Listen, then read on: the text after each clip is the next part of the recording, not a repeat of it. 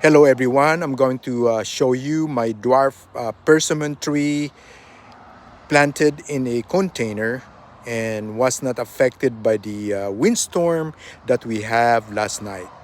Unlike our tall persimmon tree, one of the branches broke because it has so many fruits.